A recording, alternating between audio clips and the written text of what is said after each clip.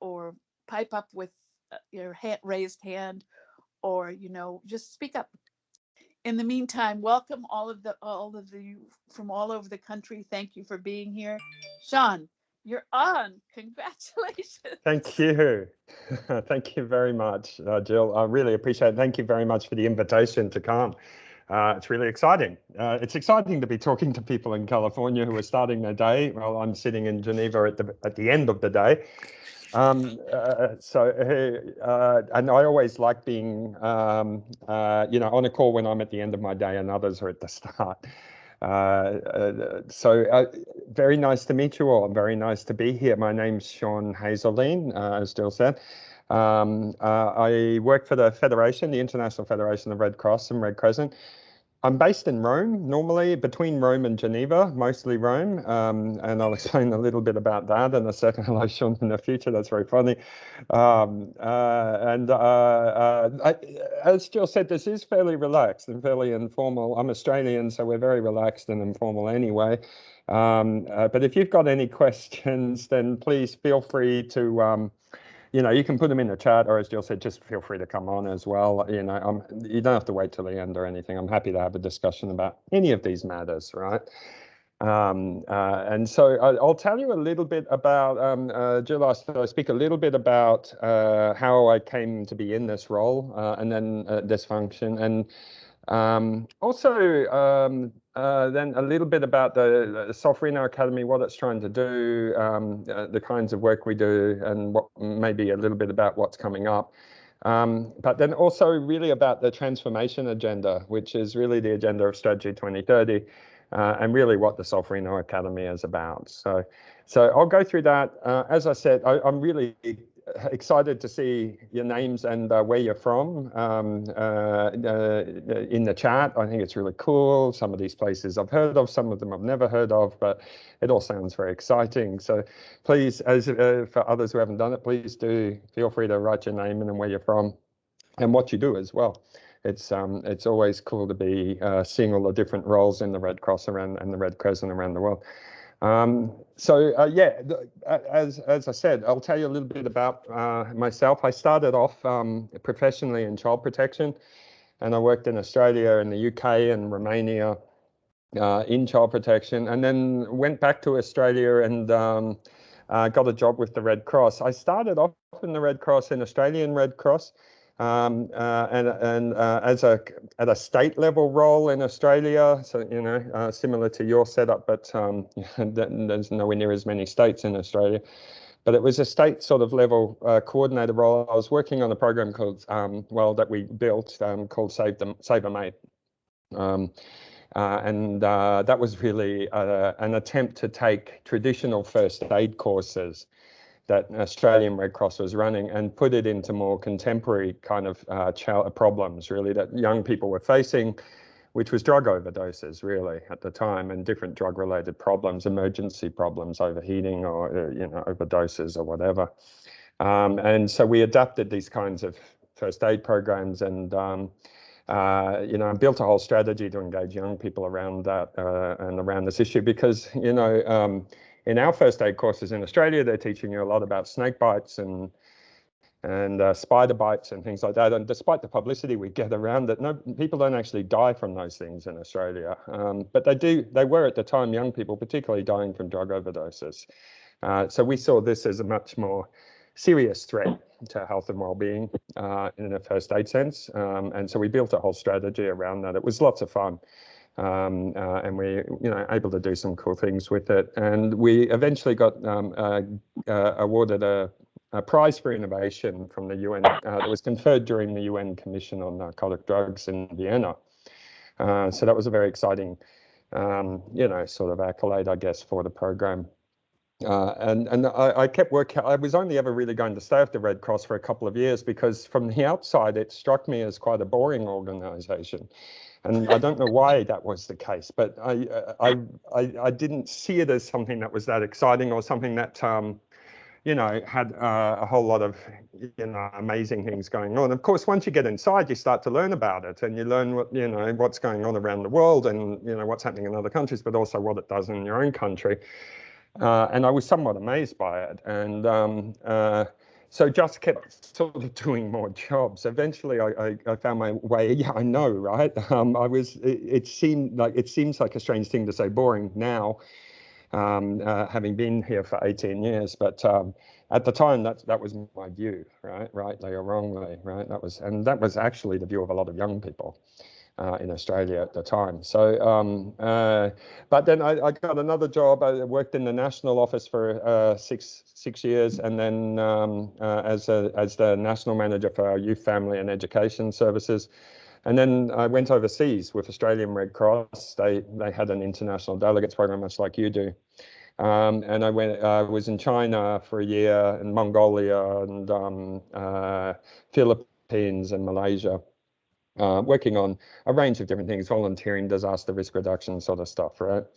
But anyway, that was fascinating. Then a job came up in Geneva that I saw, and I applied for it, and I got it. And again, I didn't necessarily, I thought I was only going to spend a couple of years in the Federation.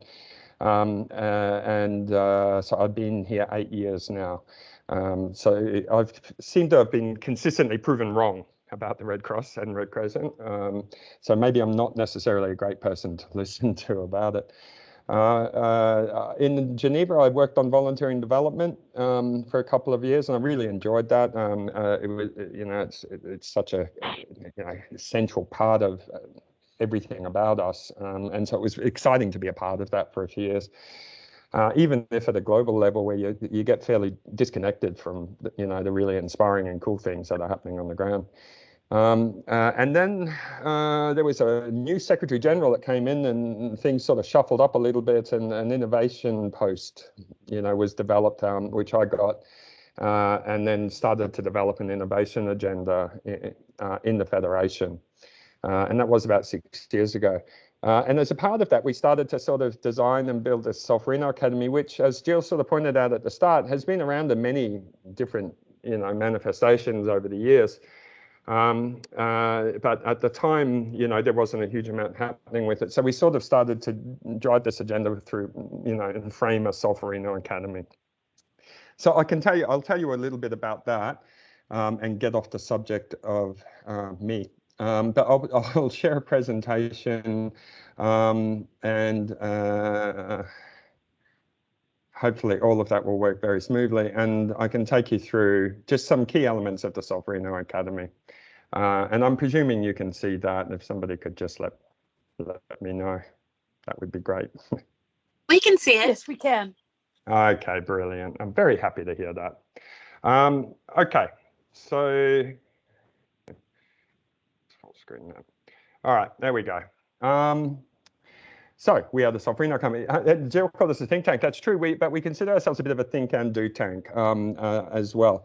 Because we're interested, and what we've found typically with Red Cross and Red Crescent people around the world is they are certainly very interested in provocative thinking and trying to challenge and status quo and the way of doing things. But ultimately, if it doesn't land on the ground at something practical, people in the Red Cross and Red Crescent lose interest very quickly, because there's often quite a strong imperative to get things done, right?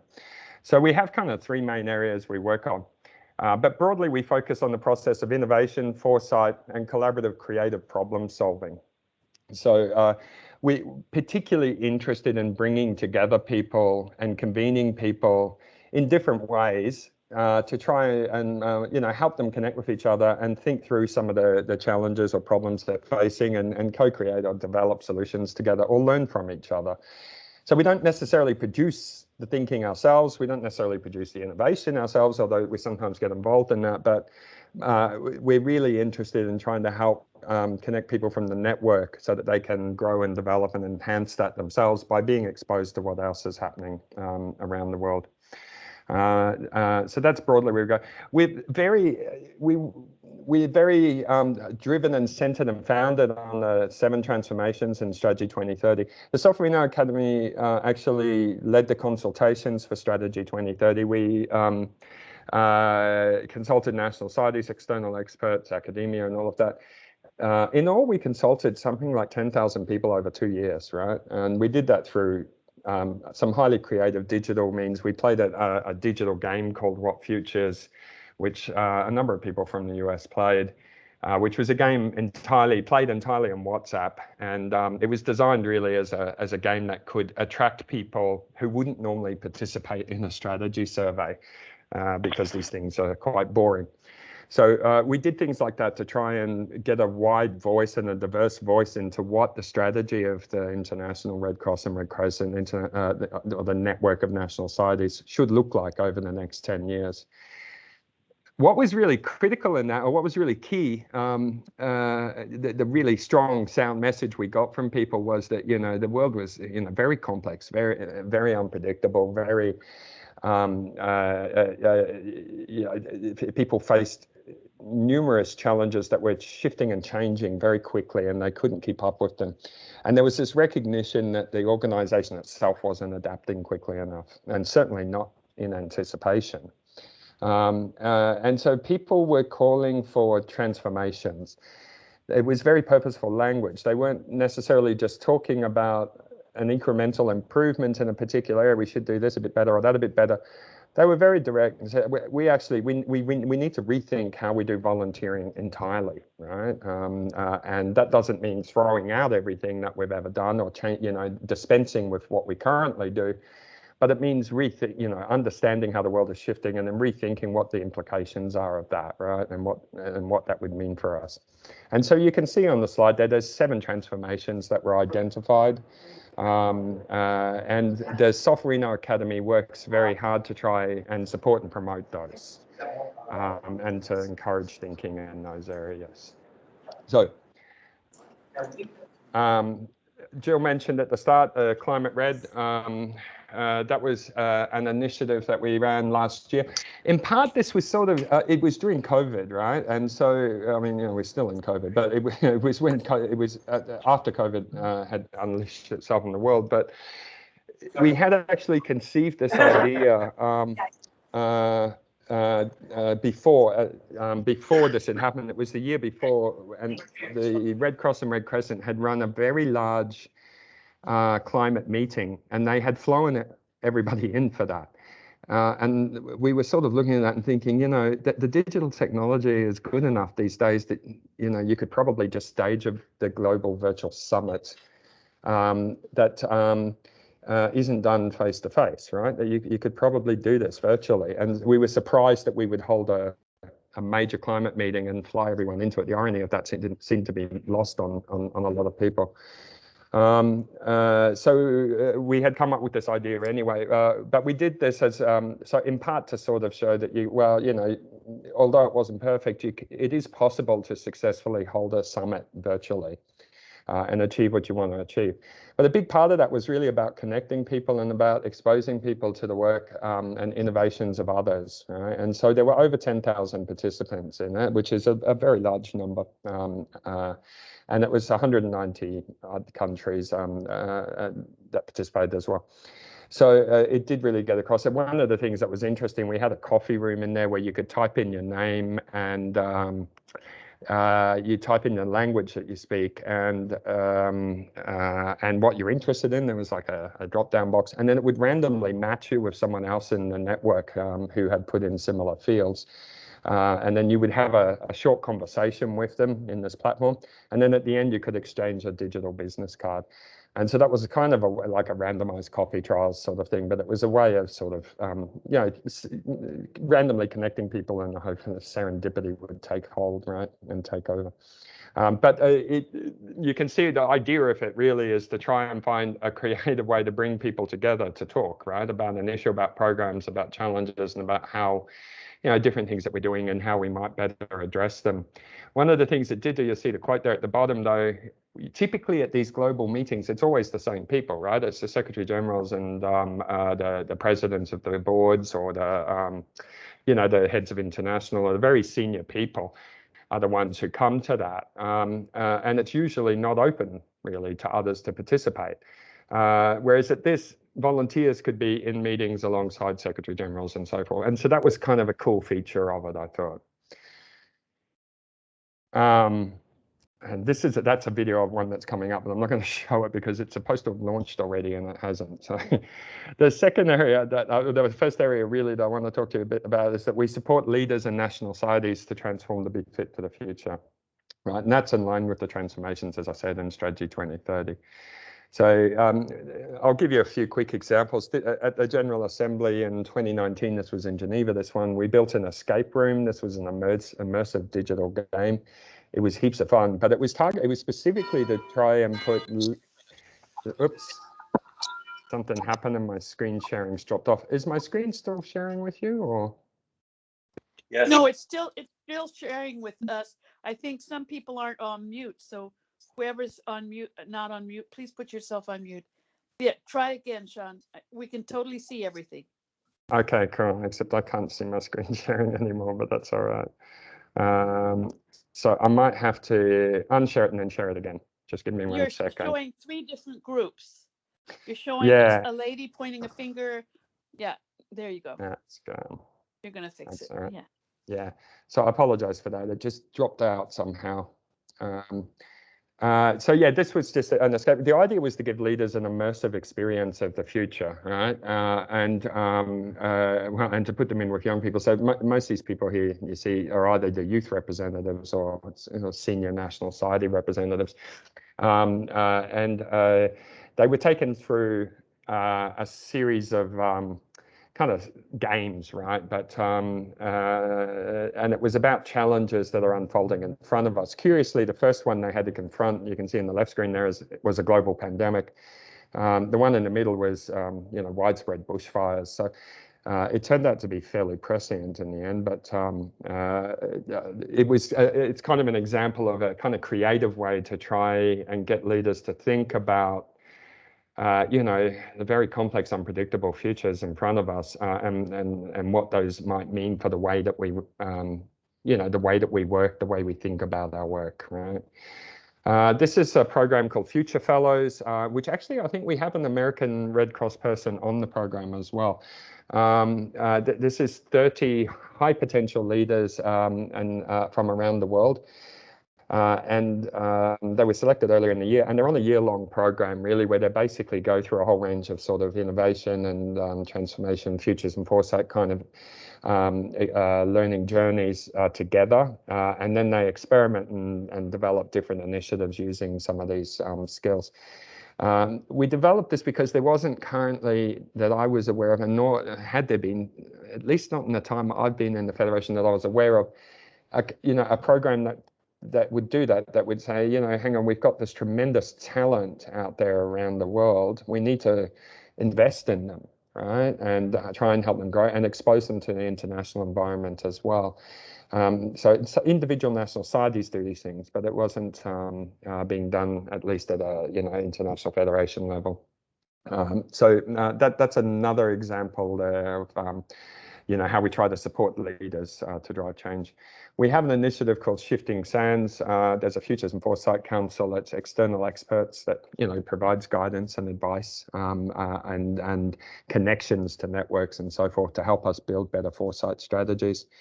And we have a bunch of we use a lot of futures and foresight where we try to build futures literacy in leaders particularly, but also in people who lead strategy processes and planning and all these kinds of things.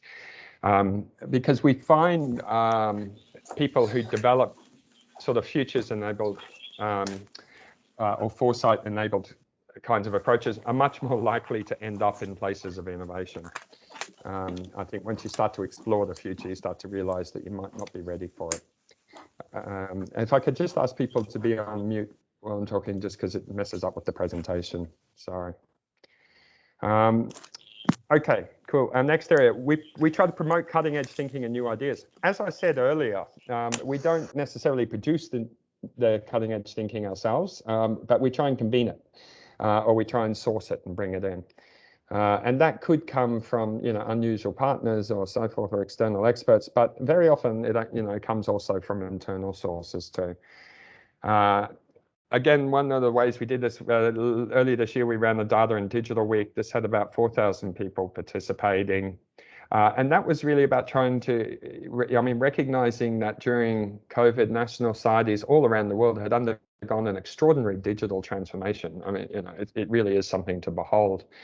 And we wanted to give an opportunity for people to come together and hear about some of that transformation, but also talk a bit about what they were doing. And so it was, they weren't really, it wasn't really, Secretariat or ICRC or, Federation kind of people presenting. It was really all national societies. Or mostly national societies. You could just propose a session and basically pick your slot in the agenda and hold it, right? And so that went very well, and it really helped connect people and help give people some, insight into what was happening, but also some ideas for their own work. And we've had extremely good feedback and results from evaluations about that as well. This is our website. We produce a lot of think pieces and that there. It's called softwareinouracademy.com. We also advertise all of our initiatives there, but we also, which you can also hear about directly if you join our mailing list, which is which you can join at softwareino.academy@ifrc.org. I'll put that in the chat in a minute. But here on the website too, we also try and profile different innovations that different parts of the network are doing as well. Okay, and then our last area is we encourage and support innovation. Again, we're not necessarily an innovation lab in the traditional sense where we might lead experimentation with things, although sometimes we do. Generally, what we're trying to do is encourage national societies to do more of it, basically, and we do that through a lot of different ways. Limitless was a program that we just recently closed for applications. This was an attempt to, open up innovation to young people in communities and our volunteer base. And it's kind of a bit of an oldest principle, but not necessarily one that's well embraced around the network. This idea that instead of recruiting volunteers to deliver services that we've already designed, actually a lot of young people in the communities have already got solutions, or want to implement solutions to some of the challenges that they see in their communities. So that, this idea that we could try and find and support those solutions and help them do that, and help us think about volunteering as, a way to support people to mobilize, right, and to take action as much as recruiting people to deliver our services, right. So again, it's not an either or, but this has been quite popular. It was received very well in some parts of the world, and in other parts of the world not so much. And we received a lot of applications for this, some 700 or so. But the videos of their ideas, they all made videos of their ideas, have also been very popular. There's something like 200,000 views of them on YouTube, which is pretty good for just an internal audience. So another one we did was Destination Innovation. Some of you may have seen this. It was a virtual tour. And the idea on this one was I think everybody was really Zoom fatigued, or Teams fatigued, and nobody wanted to see another panel or another, sort of talking head, and which is, I appreciate what we're doing now. But however, there's still a sort of need to try and communicate about the innovations that people are doing and to try and encourage people to do more. And people were also quite frustrated that they hadn't been able to travel anywhere, right? So we sort of built this concept of a virtual tour, but made it kind of like, very much like you were actually going to go there. So when you registered for the event, you got an airline ticket, right? And, you had a seat number and everything and a QR code on it, which gave you access to the platform. And then the whole thing was sort of built and felt like you were going on a trip, and, and so we went to Lamu in Kenya, where the Kenyan Red Cross has a fab lab and makerspace, and they took us on a journey through Lamu. But it wasn't really just about looking at their makerspace. It was also about understanding the culture in Lamu, understanding how that interacts with the innovation and the work they're doing, and learning a little. There were local people put recipes up and music and tracks from the area and all of that as well. So we tried to build this whole kind of cultural sort of thing, but it was really about trying to showcase innovation in a creative way. That went extremely well. It's very popular, so we'll probably do another one in the coming months about it too. And then we've brought people together. This is just an example of we run these kinds of sort of think tanks, and we bring people from national societies together. This was on clinical health innovations in the early parts of COVID rollout, and we were really just trying to bring people together to say, look, what are you doing about this, and because a lot of people were really lost, right? They just sort of like caught by surprise and didn't really know how to make their way through it. So by coming together and hearing what others were doing, it gave people a lot of ideas in that as well. So, and then the final one, this is a cartoonathon as well. This again was we did this with the Climate Centre actually, and they led it, but we just supported it.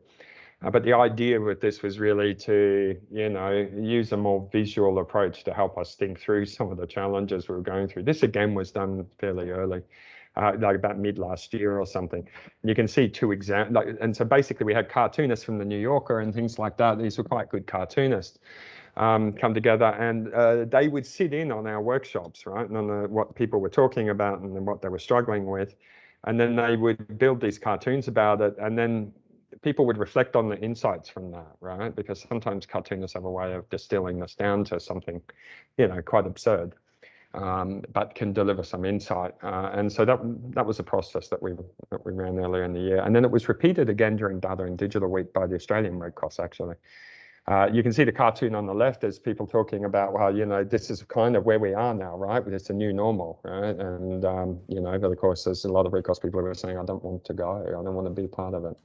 And then this other one over here on the right was a very common problem for a lot of national societies, right? They were, like this poor woman sort of drowning in different problems, and donors coming to and saying, no, this money is only for this one, and that's a problem I think we all understand. But that was kind of right. This is the team. As you can see, most of us are in Rome or Geneva, but we have a few in other parts of the world, in Lebanon, in Kenya, and South Korea. As well in the UK, and we'll have somebody in China soon as well. But you can see also there's a lot of people are either innovation or foresight sort of related, and we have quite a few communications people as well. Mostly because a lot of, like I said, a lot of what we're trying to do is encourage people to do more innovation, right? And really, we can't do any of that face to face. The only way you can do that is through digital engagements, like some of the ones that I've shown. So that is it, really. So that is the end of my presentation, at least about the Solvino Academy.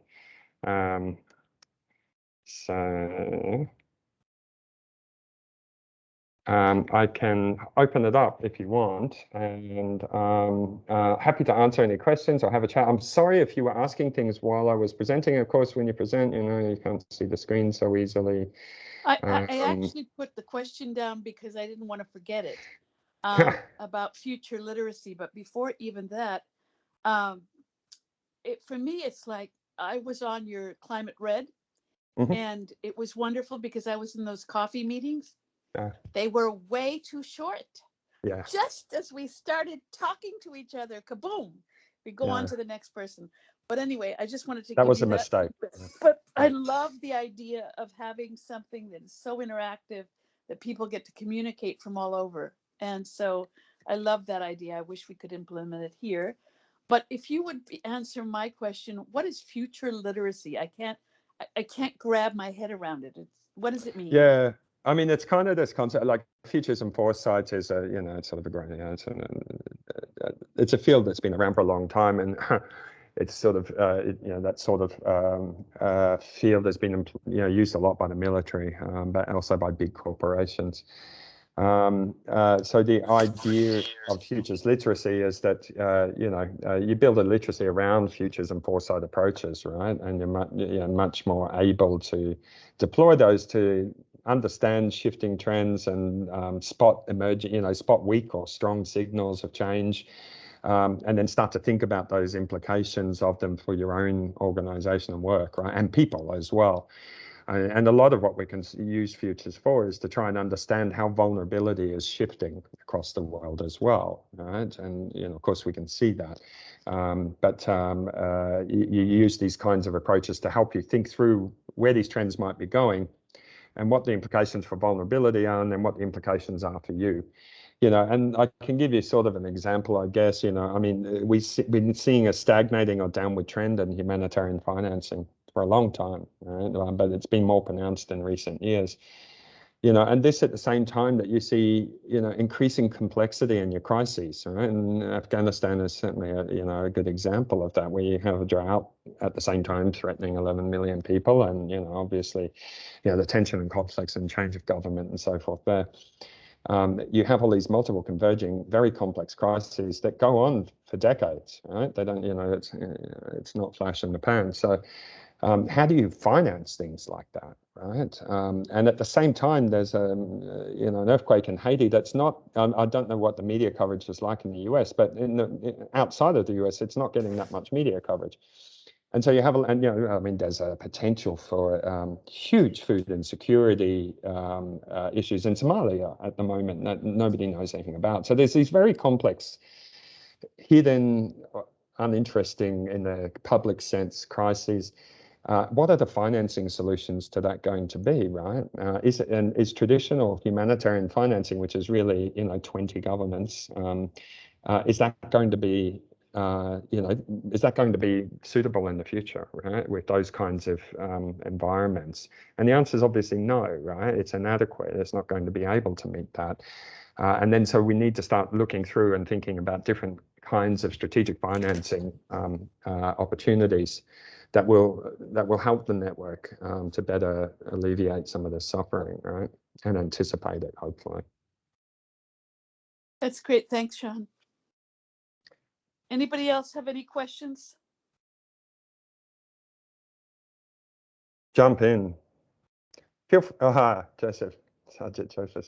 Yes. Hey, Sean, good to see you after such a long time. Yeah.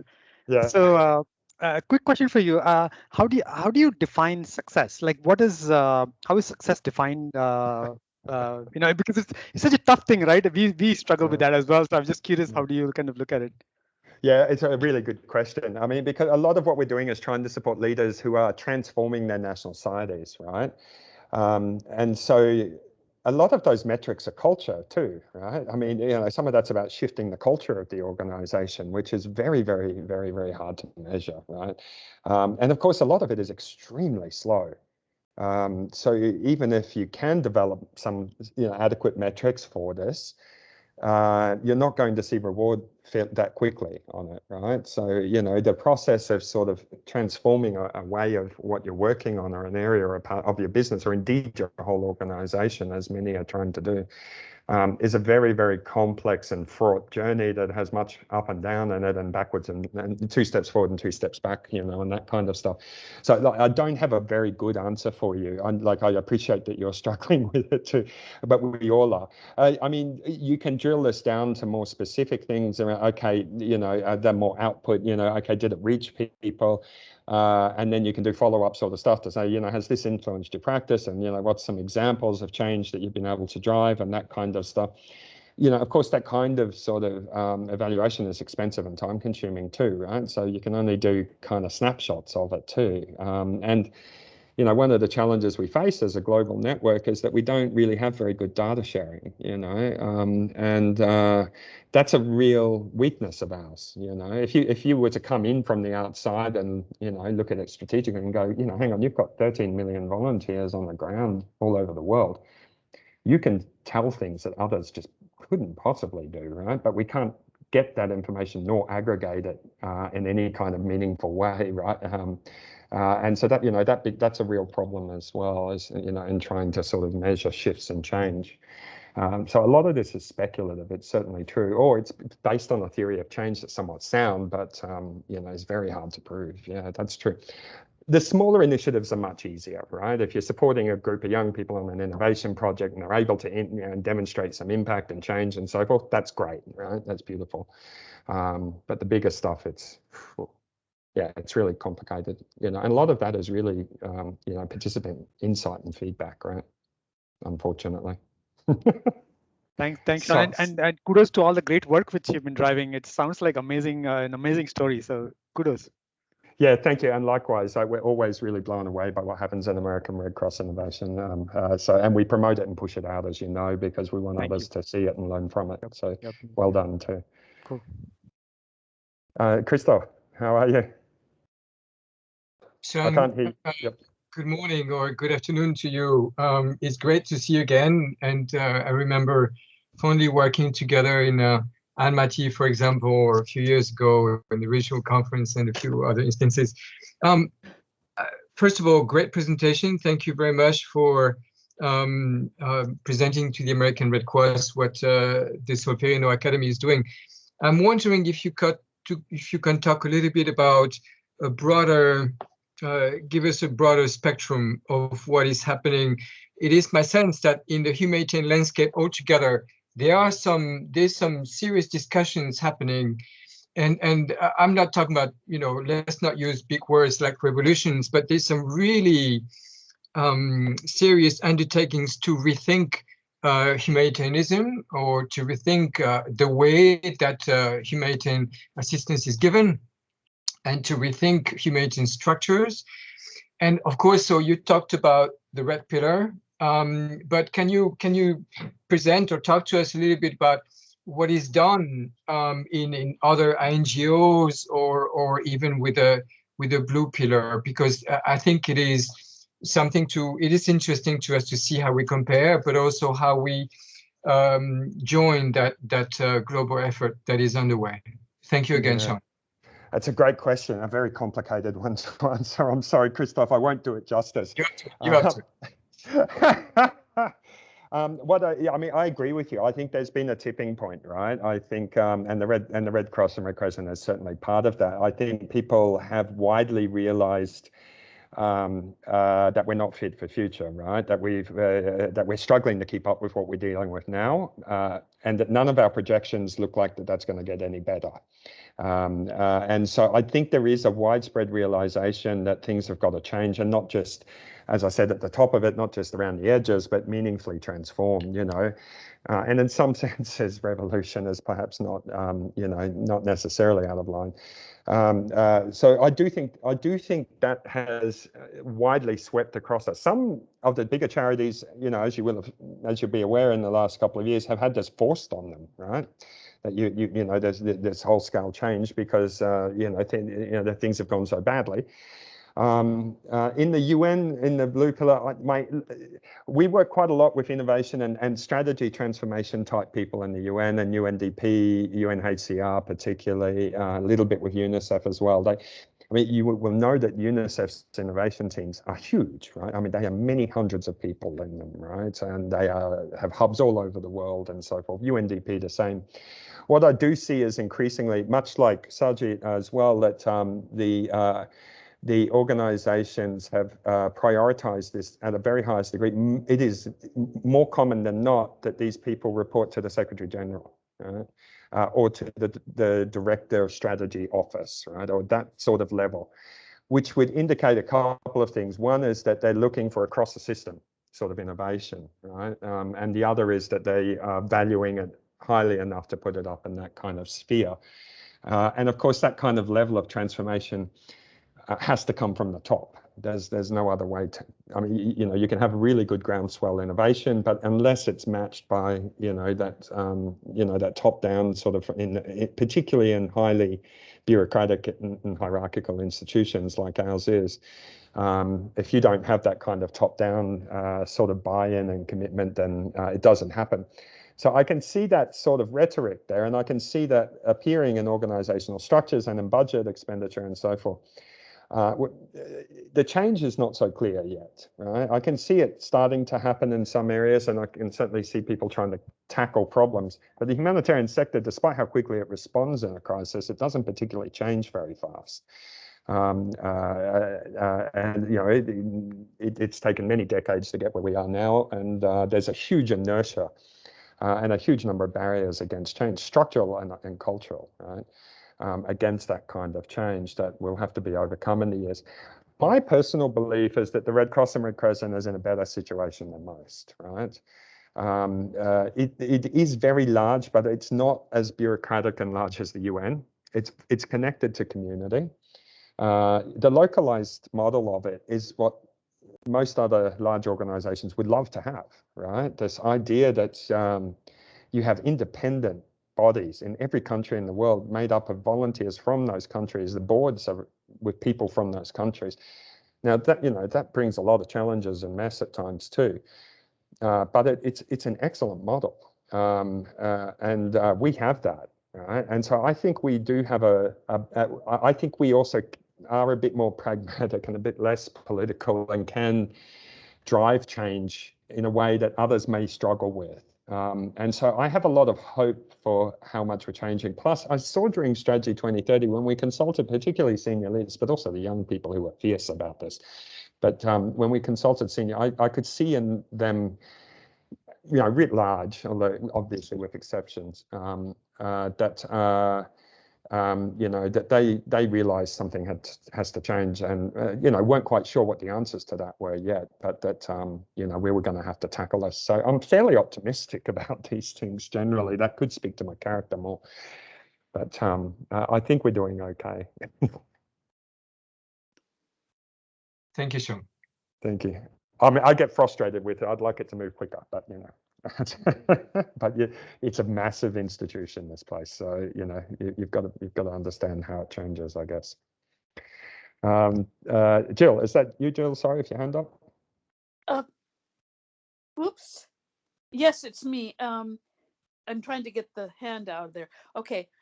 Basically, you talked about locally that, you know, the Red Cross movement has local volunteers, boots on the ground, or now non-boots on the ground, that are available and know their community. And one of the challenges we have locally under the COVID realm, which it looks like it's going to go on for quite a while, is that we have no access for many of the vulnerable populations. One who may have